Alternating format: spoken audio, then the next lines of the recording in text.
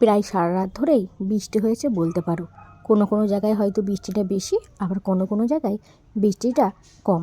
কিন্তু এরকম ওয়েদার কিন্তু বেশ ভালোই লাগে।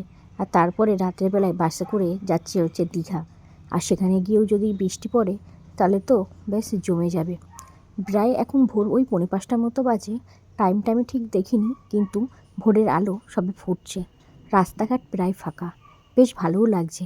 ভেজা রাস্তা, ভেজা গাছপালা, কেন এরকম তো দেখা হয় না। কেন ঘুম থেকে বাড়িতে উঠতে উঠতেই 7:30 7টা বেজে যায়। বেশ ভালো লাগছে। রাতে না বাসের মধ্যে খুব একটা ঘুম হয়নি, তো এখন হচ্ছে বাসের মধ্যে আমি জেগে আছি আর একটা দাদা জেগে রয়েছে। আর বলতে পারো বাসের মধ্যে কিন্তু সবাই ঘুমিয়েছে, ওই ভোরের দিকটাই সবাই ঘুমিয়েছে। দাঁড়াও তোমাদেরকে দেখাচ্ছি। ওই যে দেখো, সবাই একদম নিশ্চিন্ত মনে ঘুমাচ্ছে। জানি খুব একটা কারো ভালো ঘুম হয়নি, কেন বাসের জানি বুঝতেই পারছো। তারপরে ছেলেপিলেও রয়েছে কোলে, আমার বোনও ওইদিকে ঘুমাচ্ছে। তো হচ্ছে আমি, ওইদিকে হচ্ছে একটা দাদা আর ড্রাইভার, আর ড্রাইভারের পাশে বসে রয়েছে আর একটা দাদা। তো চলো, এখন আমাদের নামার টাইম কিন্তু প্রায় হয়েই গেছে, সবাইকে ডাকি। Hello everyone, good morning, welcome back to my channel Arpita's blog. তো দেখো আবারও চলে এলাম দীঘাতে। এখন ঘড়িতে বাজে প্রায় 6টা, পৌনে 6টার মতো বাজে। তো আমাদের গাড়ি ছেড়েছিল 11:30টার সময়। এখন দেখো আমরা পৌঁছে গেছি দীঘায়।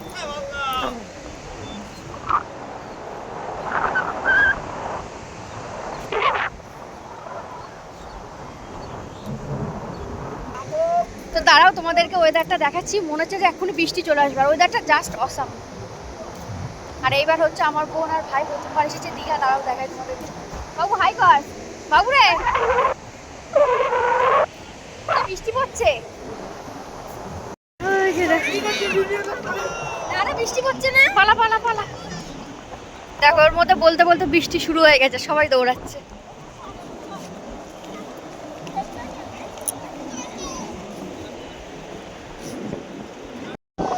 চল চল চল চল, কি চল।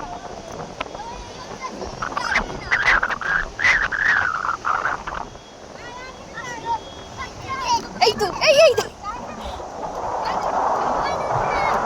আন্টি আন্টি, হাসি ধরছে না।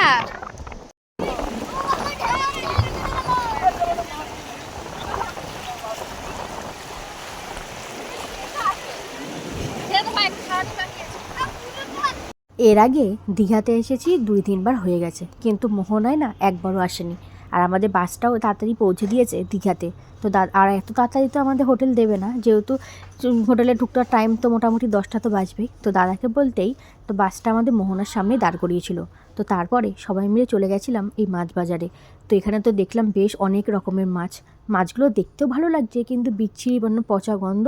আর তার সাথে এই শুটকি মাছ, এই শুটকি মাছের গন্ধ। অনেকের তো আবার শুটকি মাছ খেতে ভালোও লাগে। আমাদের বাড়িতে যেমন আমি আর বোন ভাই খাই না, কিন্তু আমার বাবা মা খেতে ভালোবাসে।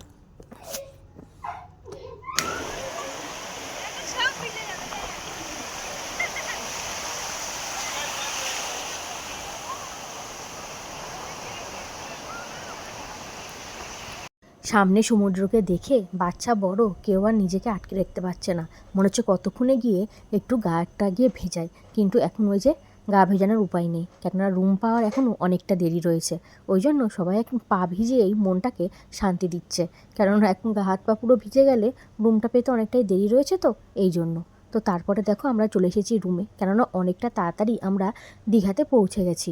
10টার আগে রুম দেবে না, তাও ওই বলে কয়ে যদি একটা রুম পাওয়া যায়, মানে সকালবেলায় বুঝতেই পারছো সবার একটা ফ্রেশ হওয়ার ব্যাপার থাকে। তো রিসেপশনে কথাবার্তা বলছে, তাই বললো যে এখন আপাতত 2টো ঘর দেবে, কেননা আমাদের মোট 6টা ঘর, মানে অনেকগুলো ফ্যামিলি এসছে, তো 6টা ঘর লাগবে। তাই বললো এখন আপাতত 2টো রুম দেওয়া হচ্ছে, মানে তারপরে যে যার মতো সবাই ফ্রেশ হতে পারে।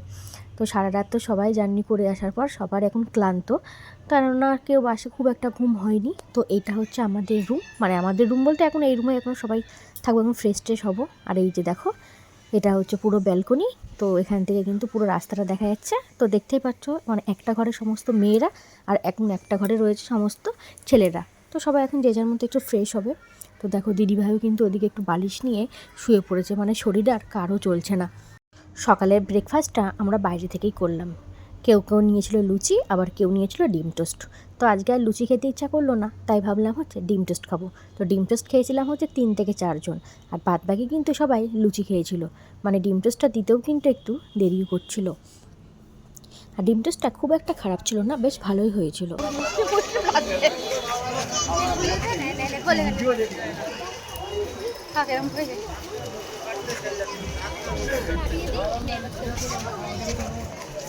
আমরা যাচ্ছি।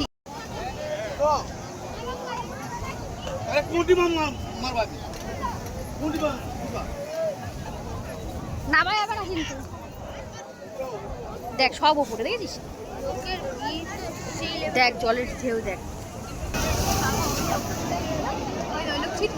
পড়ে যাবে তো ওরকম। এইখানে চলে আসবে এখনই, ওখানে বসে থাকলে ভিজে যাবে। দাঁড়া, এইখানে আসবে, দেখ এলো বলে রিক্স। সেইটা হচ্ছে লাগবে।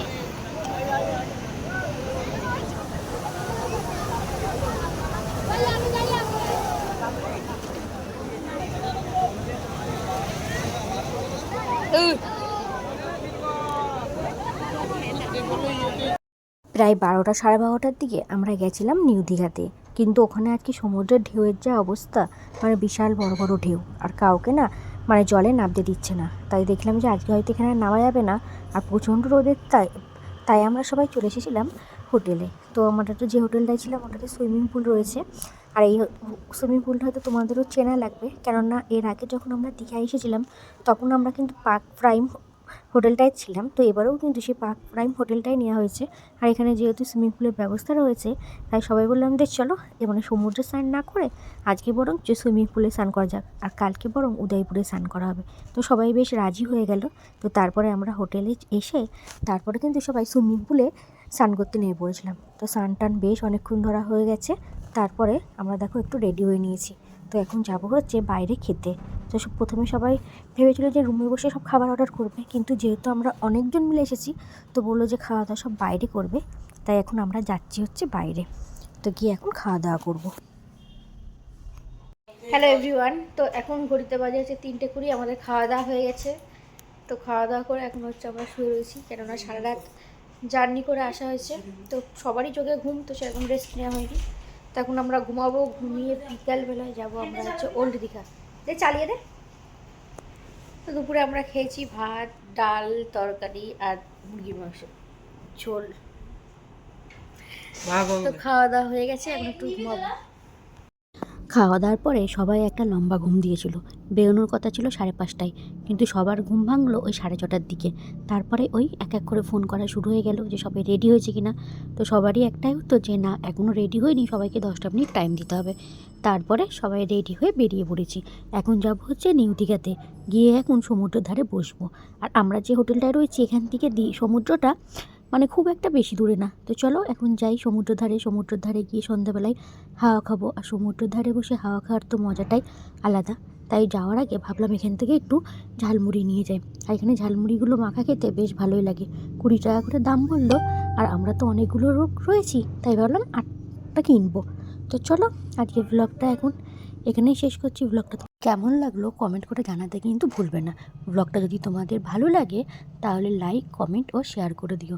আবার পরবর্তী একটা ব্লগে তোমাদের সঙ্গে দেখা হবে।